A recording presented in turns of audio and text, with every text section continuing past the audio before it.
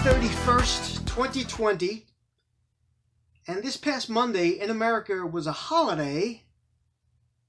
I can't remember, Memorial Day. Yes, I remembered. Memorial Day is when we're supposed to remember the people that fought for us. They risked and sacrificed their lives so that we could live here on earth today and in the future. That's Memorial Day. We get to remember those people.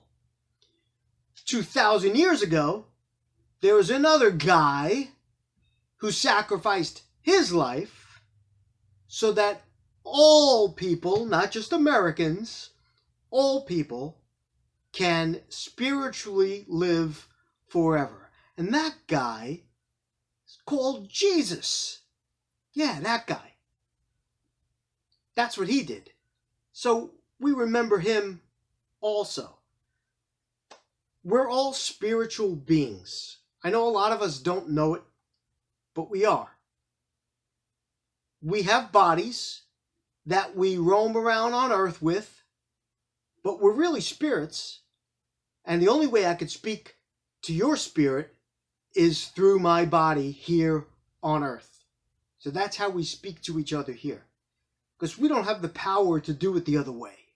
At least I don't think so. So, our spirits are what God covets. He wants those spirits to be with him in heaven. Everybody has spirits, but not every spirit is going to make it to be with God in heaven. Oh, you'll be alive. After your body dies, you're going to be alive. But you're either going to be with God in heaven or you're not going to be with God in heaven. But you'll be roaming around elsewhere. Okay, so here's the thing. When our bodies die, we assume, or most of us do, that once we're dead, that's it, it's over. It's finished. We're oblivious, just like it was before we were born.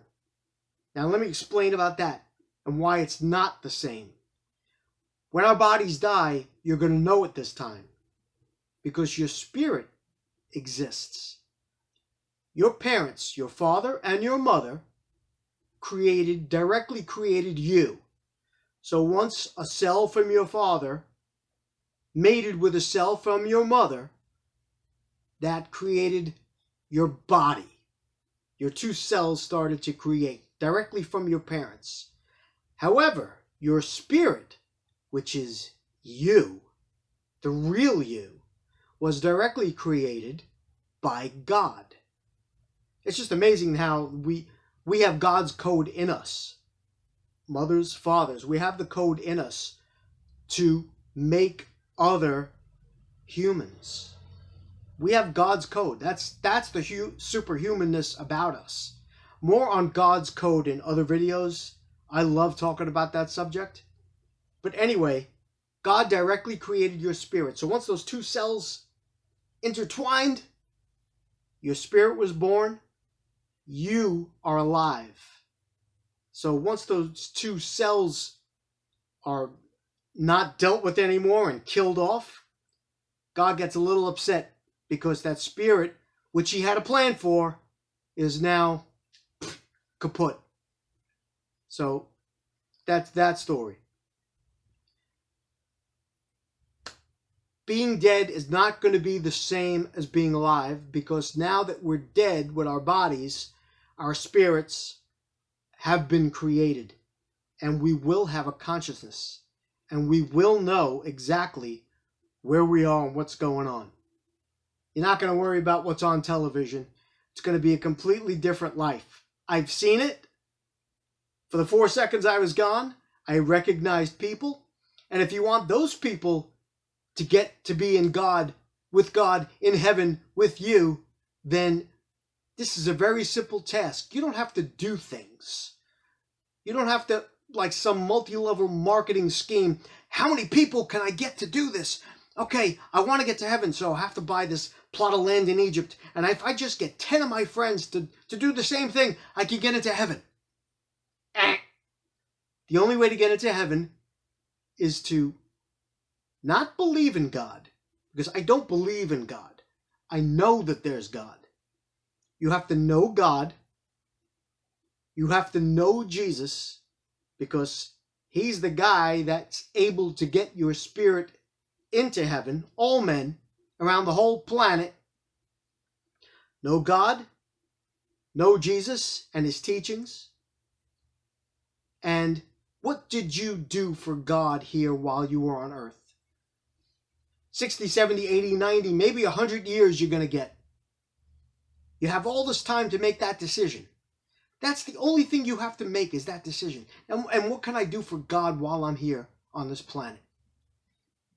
Don't worry about what your friends are going to think, because that's crazy. I had no God knowledge prior to my heart attack and dying. I didn't care about God. I didn't know God. I didn't know any of this stuff. And then all of a sudden, I know all this stuff, not being taught from man or reading in a book or watching videos. I got it from the 4 seconds I was out. And again, this is my story. I'm not in the convincing business. I'm not here to convince you and grab you and say, okay, I got you. I don't care. I have to tell the message, because that's the contract I have with God.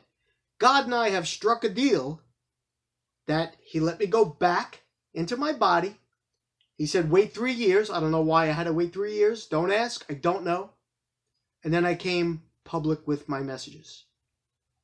So know God, know Jesus, and do something for God on this planet. Because you don't know when the time has come, when your body's going to die, then he's going to want your spirit. Or he's not going to want your spirit. That's how quick it's going to be. It's going to be bip. You're not going to sit down like an interview and say, well, okay, let me see. It's going to be like this. You're not even going to know. There is no time, so you won't even know it's gone. But you'll know where you are. So it's easy to get there. Don't make it difficult. That's what so many people do. They make it so difficult. You don't have to do anything. That's the joy and the ease of this. So stop making it so difficult. It's easy. All right. That's the message this week. Next week, I want to start on the God code. I love talking about that stuff. I might even put up a whiteboard, because I think I got to do a lot of drawings on that one. All right. So that's it. Have a great week. Whatever you do, remember to do it with God. And hopefully I can remember next week's God code messages. It's a little lengthy. Might do a few series about it. All right, that's it. Take care. Have a good one. Bye-bye.